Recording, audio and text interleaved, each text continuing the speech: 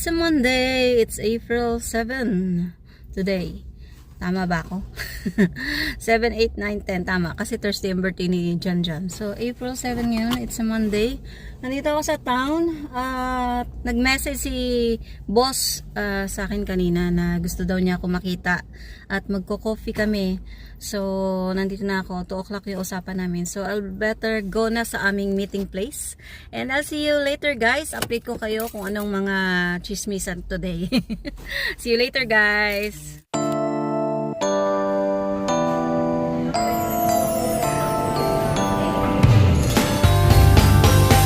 You can say what you want. I already know it's destiny.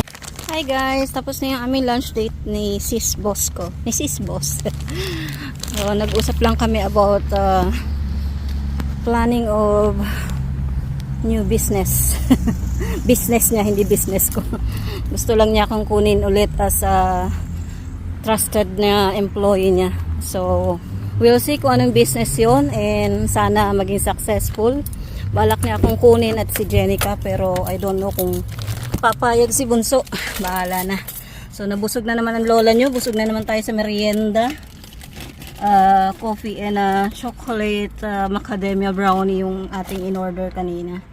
So salamat kay Sisi Boss. And I'm ready to pick up Jenica na kasi sabi niya 4 o'clock yung labas niya. Kaya we're heading na there. Nandito lang ako sa sa parking kung saan tayo nagpa-park before nung hindi ko pa alam na may parking pala sa IGA. So dito ako nagpa-park. Itong parking na to free to for public. Kaya marami ding nagpa-park dito. So biyahe na tayo papunta kay Jenica and see you later. Hi guys, nandito na tayo sa trabaho ni Bunso. So, nag-message nga sa akin na 4 o'clock yung labas nila. And nandito na yung ibang mga nagsusundo. Pero wala pa sila. Ano pa maaga pa. It's 3:36 pa lang. So, may 30 minutes pa. And, ayun nga, kinausap ako ni boss about sa pinaplano niyang business. And, mukhang okay naman, so igagrab ko na lang just in case mag-open siya. Wala namang mawawala. Habang na rin, total nabiyahe din naman ako pa town. And hindi naman siguro ganun kabigat yung magiging work ko. So sana makasundo ko rin yung mga kasama ko doon. Mostly naman mga naman relative ni boss, kaya walang problema. And yun, sinabi ko din sa kanya na uwi ako ng Pinas, so just in case magbukas siya ng early. Kasi aayusin pa naman yung shop. So pag nagbukas siya ng early bago kami umuwi ng Pinas, need ko talagang umuwi kasi nakaplan na yun bago pa niya ako kinausap. And yun, sana maging okay yung business na yan para at least madagdagan tayo ng kita and makaipon din at the same time. Kasi gusto ko talaga magkaroon ng sariling bahay. Para may tutuluyan tayo pag tumanda na. Mahirap yung upa na lang ng upa. Hopefully kayanin. And kayanin pa ng katawan natin. So nagpapasalamat ako kasi she's always thinking of me sa mga ganyang kasi nga trusted employee niya ako. And I was very touched dahil dun sa sinabi niyang yon. And yun, kinukuha nga rin niya si Jenica just in case. Pero hindi naman sa pilitan, just in case gusto lang ni Jenica ng extra income kasi alam naman niyang masaya si Jenica kung saan siya nag-work ngayon. So we'll see kung anong magiging outcome kasi plano pa lang naman, idea pa lang yung sinabi niya sa akin. Wala pa naman siyang specific na kung kailan talaga or kung go na. So yun, so update ko na lang kayo. And now antayin lang natin si Bunso and siguro ayain ko siya sa Aldi kasi wala nang pagkain yung mga pusa sa labas. And si Lucky need din ng iba ng mga pagkain niya. Kasi hindi na siya masyadong kumakain nung binibili ko. Kailangan ko na naman maghanap kung anong pwede niyang kainin. Masyado na siyang choosy manang-mana sa nanay niya. Ayun. So, yan. And yun nga, we're planning to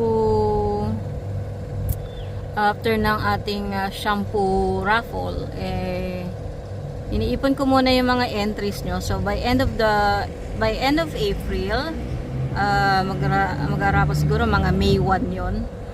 Ira-raffle natin yung shampoo natin. And after that, after a month, end of May naman, magkakaroon tayo ng hopefully makakasahod na tayo sa YT para meron tayong pang bili ng school supplies. Kailangan natin ng school supplies. So, yan. School supplies na ipapamahagi natin sa mga nangailangan.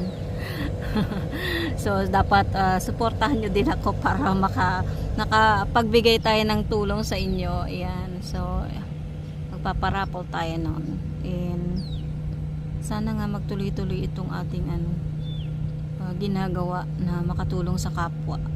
Diba? Para kahit sa maliliit na bagay nakakatulong tayo and nagiging napapasaya natin sila sa munting nasi-share natin. And thankful ako kasi hindi ko naranasan yan.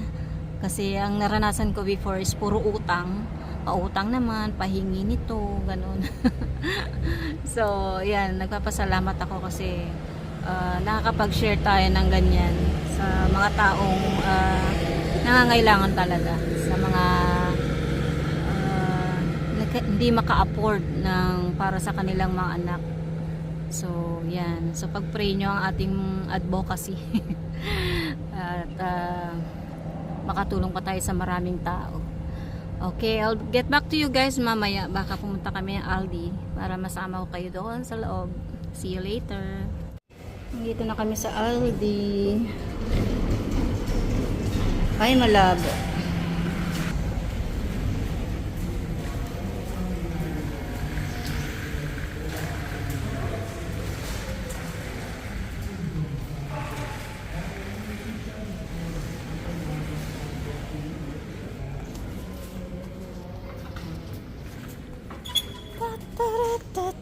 Yan lang binili namin guys sa Aldi. Sabi sa atin na yung pinuntok ngayon. Hindi naman nila mapapalis.